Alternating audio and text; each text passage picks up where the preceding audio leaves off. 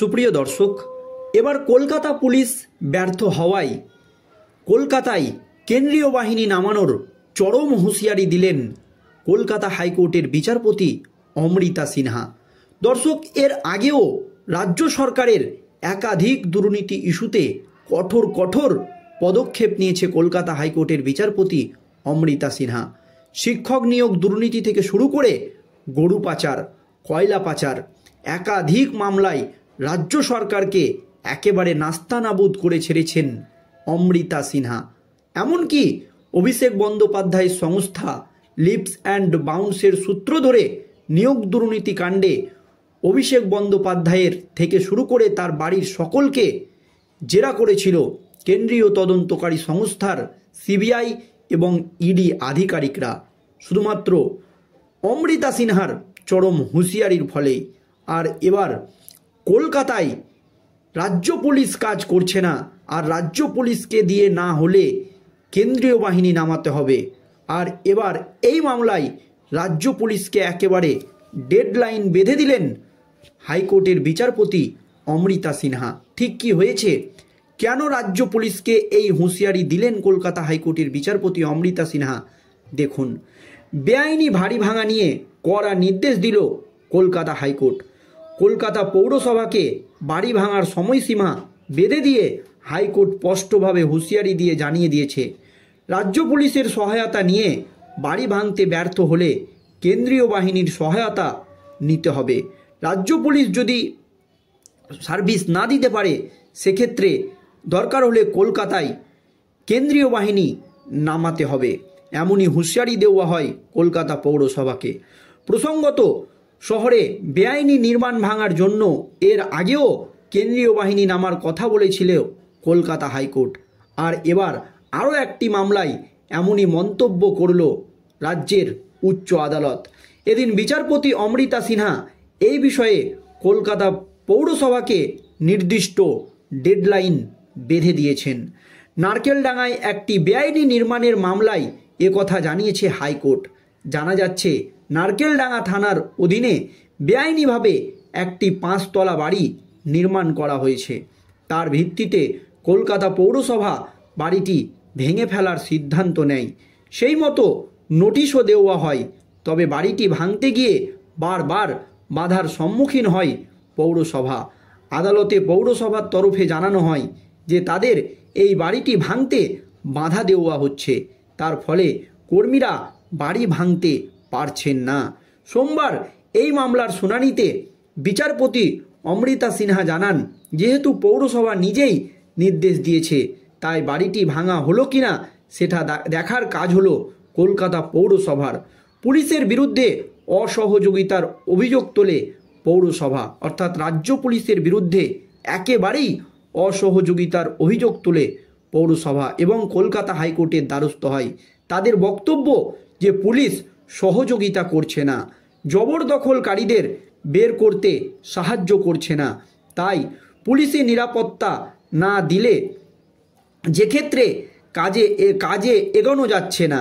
এই বিষয়ে বেশ কিছু ছবিও কলকাতা হাইকোর্টে পেশ করে পৌরসভা। কেএমসির তরফে জানানো হয়, পুলিশ নিরাপত্তা না দেওয়ার কারণে বাড়ি কিছুতেই ফাঁকা করা যাচ্ছে না। এই মামলায় হাইকোর্টের ভৎসনার মুখে পড়ে কলকাতা পৌরসভা। হাইকোর্ট জানিয়ে দেয়, 7 দিনে শুধু 5 তলার ছাদ ভাঙা হয়েছে, তাহলে 5 তলা ভাঙতে 1 বছর সময় লাগবে আপনাদের।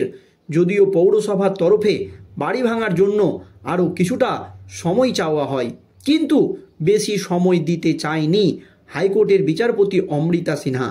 অমৃতা সিনহার স্পষ্ট নির্দেশ, আগামী 10ই মার্চ ওই নির্মাণ ভাঙার কাজ সম্পূর্ণ করতে হবে, আর তা না হলে কেন্দ্রীয় বাহিনী দিয়ে বাড়ি ভাঙা হবে। যেখানে রাজ্যের পুলিশ বারবার ব্যর্থ হচ্ছে, কোর্টের নির্দেশ থাকা সত্ত্বেও কাজ করছে না, সেখানে কেন্দ্রীয় পুলিশ আনতেই হবে, এছাড়া আর কোনো রাস্তা নেই। পৌরসভার দাবি, প্রথম তলা খালি করা সম্ভব হয়েছে, তবে বাকি অংশ এখনও খালি করা যায়নি, প্রচুর লোকজন রয়েছে, তাই ভাঙতে সময় লাগছে। রাজ্যের পুলিশ আমাদেরকে সহযোগিতা করছে না।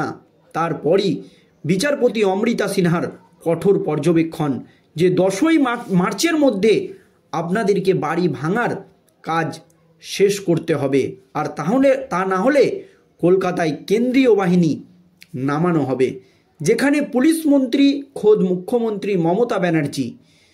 দর্শক, সেখানেই পুলিশের ভূমিকা নিয়ে প্রশ্ন উঠে যাচ্ছে, আর তাতেই একেবারে কঠোর পর্যবেক্ষণ কলকাতা হাইকোর্টের বিচারপতি অমৃতা সিনহার। রাজ্য পুলিশ যদি না পারে তাহলে তো আমাকে কেন্দ্রীয় বাহিনী নামাতেই হবে, কারণ রাজ্য পুলিশ ব্যর্থ। কিন্তু বাড়ি 10ই মার্চের মধ্যে ভাঙতেই হবে। বেআইনি বাড়ি ভাঙা নিয়ে কড়া নির্দেশ দিল কলকাতা হাইকোর্ট, কারণ কলকাতা পৌরসভাকে বাড়ি ভাঙার সময়সীমার ডেডলাইন বেঁধে দিয়ে হাইকোর্ট স্পষ্টভাবে হুঁশিয়ারি দিয়ে জানিয়ে দিল, রাজ্য পুলিশের সহায়তা নিয়ে বাড়ি ভাঙতে ব্যর্থ হলে কেন্দ্রীয় বাহিনীর সহায়তা নিতে হবে, এছাড়া কোনো উপায় দেখছি না। প্রসঙ্গত, শহরে বেআইনি বাড়ি ভাঙার জন্য এর আগেও কেন্দ্রীয় বাহিনী নামানোর কথা বলেছিল কলকাতা হাইকোর্ট। আর এবার আরও একটি মামলায় একেবারে যথেষ্ট তাৎপর্যপূর্ণ রাজ্যের উচ্চ আদালতের বিচারপতি অমৃতা সিনহা এই বিষয়ে কলকাতা পৌরসভাকে একেবারে ডেডলাইন বেঁধে দিয়েছেন, কারণ এই বেআইনি বাড়ি দিন দিন হেলে পড়ছে, যে কোনো সময় বড়সড় বিপত্তি ঘটে যেতে পারে। জানা যাচ্ছে যে নারকেলডাঙ্গা থানার অধীনে যে বেআইনি 5তলা বাড়িটি নির্মাণ হয়েছে তার ভিত্তিতে কলকাতা পৌরসভা বাড়িটি ভেঙে ফেলার সিদ্ধান্ত নিয়েছে, কারণ বাড়িটি অত্যন্ত বিপজ্জনক। তারপরও রাজ্যের পুলিশ, যেখানে খোদ পুলিশ মন্ত্রী মুখ্যমন্ত্রী মমতা ব্যানার্জি নিজে কলকাতার মতো একটি জায়গায় পৌরসভাকে সমর্থন করছে না বা পৌরসভাকে সাহায্য করছে না, তাই বিচারপতি অমৃতা সিনহার একেবারে কঠোর পর্যবেক্ষণ যে রাজ্য পুলিশ যদি ব্যর্থ হয় তাহলে তো আমাদেরকে বাংলায় কেন্দ্রীয় বাহিনী নামাতে হবে। আর হাইকোর্ট জানিয়ে দিয়েছে যে 7 দিনে শুধু 5তলার ছাদ ভাঙা হয়েছে, তাহলে তো 5তলা ভাঙতে আপনাদের 1 বছর সময় লাগবে। যদি পৌরসভার তরফে বাড়ি ভাঙার জন্য আরও কিছু সময় চাওয়া হয়, কিন্তু বেশি সময় দিতে চায়নি বিচারপতি অমৃতা সিনহা। বিচারপতির নির্দেশ, আগামী 10ই মার্চের মধ্যে ওই নির্মাণ ভাঙার কাজ সম্পূর্ণ করতে হবে, তা না হলে কেন্দ্রীয় বাহিনী দিয়ে ওই নির্মাণ ভাঙা হবে।